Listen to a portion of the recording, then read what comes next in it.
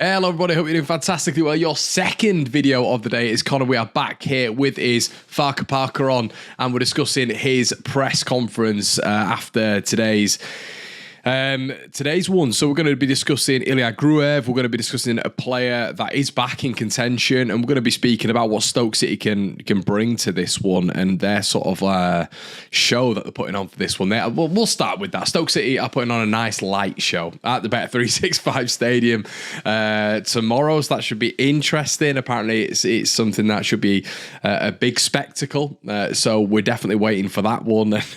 Yeah, do you get excited for this sort of stuff? It's very, very American, isn't it? So maybe some American subscribers in the comment section below can let us know what to expect there with a super light show, as one punter put it online. Yeah, so Stoke City, what are we expecting? I mentioned this in the previous video, but Farke was asked about it, and he's not wrong. You know, we had a look at their team. They had 5 returnees at the weekend, and it looks like they've got a bolstered squad for this one. And it was interesting because I was listening to Farke today, and he was asked about Stoke City and where he expects them to finish. And what I've noticed about Daniel Farke is he's exceptionally respectful when it comes to the opposition teams, you know, especially Norwich at the weekend, his former club. But he seems to be thinking that right now Stoke City are in a really false position. He expects them to be a lot higher up. And I do admit, when I first was looking at the table and the makeup of their squad, the squad is very decent. It's very decent for this level. Alex Neil is a very good manager for this level, can be quite pragmatic as well. Daniel Farke was talking him up as well. He almost seems to bring patterns and trends to each and every club he's at, Alex Neil, and you know, I mean, I derive from his press conference that he seems to think Alex Neil is a little bit scripted. Maybe that was lost in translation from Daniel Farke, but he's got an exceptionally good record against him, which is always good going into an away game. But we all know Stoke City is a difficult game. We know, can Messi do it on a Tuesday night in Stoke? But it is true. It's cold. It's dreary. It's nearing winter now, isn't it? So it's not going to be an easy game for Leeds United. They're going to be playing better football than previously, you know, under that previous where that saying was bandied around a lot when it came to Tony Pulis. But you know, Stoke City are a decent side. They're a really decent side, and I think I had them in my top 6 at the start of the season. So it's going to be fascinating to see how they approach this game, and if they're going to go for the jugular. If they do go for the jugular, it's good news for Leeds United. And I'm transitioning just on to Leeds United and Rutter. He was speaking about Rutter, and just the elevation of Rutter, and we spoke about it on a previous video, but it's nice to hear Daniel Farke speaking about him at this moment in time. It seems like we've figured out the Perot and Rutter conundrum, you know, who's in the 10, who's in the 9, who's in the 9, who's in the 10. When it comes to those guys, it was great as well to hear him the other day speaking about the leadership qualities of Liam Cooper and Luke Ayling, and I think that's really important going into games like Stoke City, because they will know what to expect going into this one. Maybe, you know, your other players in that team, your Rutters, your Somervilles, you know, your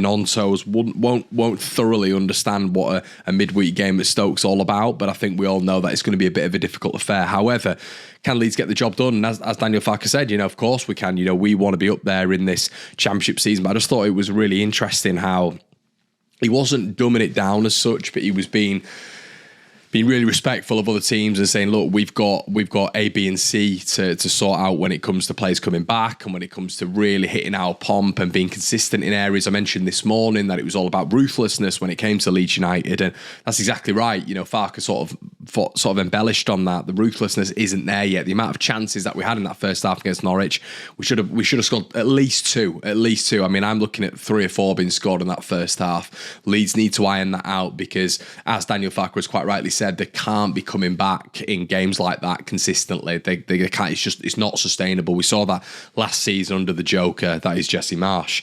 A quick shout out to Jesse being linked with Bournemouth by some of their fans as well. It's absolutely hilarious how things work out.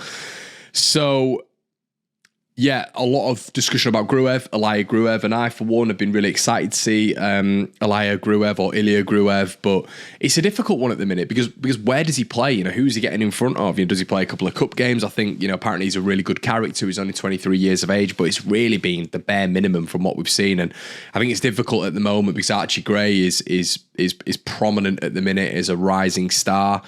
He's been excellent, hasn't he? Absolutely excellent in that DM role, but also the right-back role. So you can't really see Gruev getting in ahead of him. He's also a left-footed player, isn't he? And Ampadu and Glenn Kamara in that double pivot have got a really nice relationship, really nice synergy and cohesiveness between them in terms of one being silky smooth, really silky smooth operator, and the other being a destroyer, but someone who can distribute the ball really nicely as well. So a lovely partnership they've got in there, arguably the best in the Championship.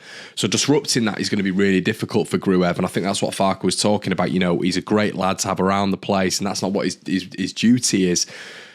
But I mean, I was speaking earlier on about, there was lots of rumours about Calvin Phillips, but Calvin Phillips, could he come back to Leeds United? Obviously that would never happen, but I wouldn't have him back right now. I really wouldn't, in terms of starting for Leeds United. I know a lot of you guys will be like, what, Connor, whoa, that's Calvin Phillips, but I'm so happy with what we've got at the minute, because if Phillips was to ever come back, he'd have to replace Ethan Ampadu, because they're the exact same profile. I'm keeping Ethan Ampadu all day right now. I absolutely love him, and that's how I mentioned Calvin Phillips, because that's how highly I rate Ethan Ampadu. He's a Premier League player and a regular Premier League player in the right system, in the right group. So him alongside Glenn Kamara, who's played Champions League football, obviously, other, Europa League football as well.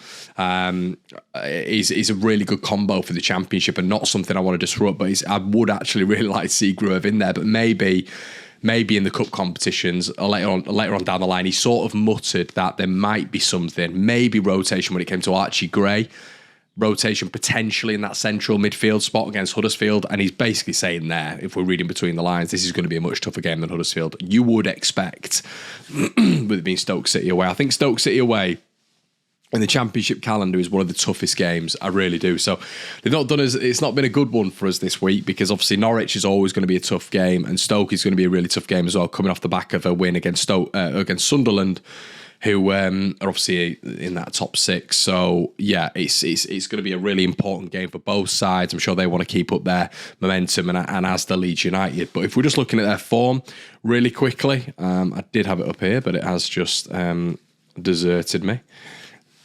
Stokes' form, obviously, of the last 5 games, they've lost to Hull at home.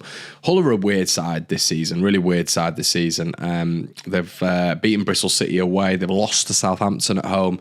They've lost to Leicester, and they've beaten Sunderland. So with them being 20th in the Championship, it was interesting to hear what Farke had to say, because I was sort of on the same remit, just thinking like it seems a little bit of a false position. And with these players coming back now, when the players came back, getting a 2-1 win over a top 6 side, context applied there, Sunderland was struggling with a couple of injuries as well, and some contentious decisions. It's there for Leeds tomorrow, I think. It is there for a win tomorrow. And I am going to go with a Leeds United win. I'm going to go with a 3-1 win.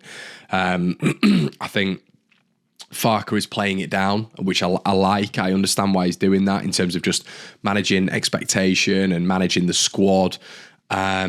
Obviously, we know Jed Spence is going to still be out for a period of time, which is a real shame. Dallas is still going to be on the subs bench, as we know. I don't think he'll play for Leeds again, to be honest with you. But I would keep the same lineup as well. I'd keep the same lineup. And a lot of you guys might say, well, Connor, you wanted to change the lineup from Watford to Southampton. You might not remember that, but I did, and I want to bring that up because it's right for me to bring that up, because I don't want to be accused of hypocrisy. But I wanted to change that up because Joe Rodon for me is a much better quality player than Liam Cooper. And I think you always play your best team. At the minute, I will say Dan James is surprising me. He is the most frustrating player I think I've ever watched live for this club. Just with his decision making, because of how many times he gets into excellent positions. His positional awareness is very, very good. But when he gets into these positions, the final third has been woeful, really. But how good he's been at the minute and the form he's showing, it's another goal contribution at the weekend. Obviously, he's done it for Wales. I will probably be calling for Dan James to be subbed after the first half if he's frustrating me, but he's proving me wrong. I think there's been an elevation of his game in terms of his consistency. I still don't think he is the player that I want there consistently. But his form over periodically now over a large span has been very, very good for Leeds. So can you really take him out? He was very different with Cooper. He just played the one game for Rodon. Rodon should have come back in. But yeah, maybe Dan James retains his place. I'm really interested to hear what you guys think about that one. Nonso or Dan James? Do you just play Nonso there and get rid of Dan James? Fascinating to hear what you think. I might go out on my shield with that one and look like an absolute idiot comes tomorrow, which is probably very, very highly likely.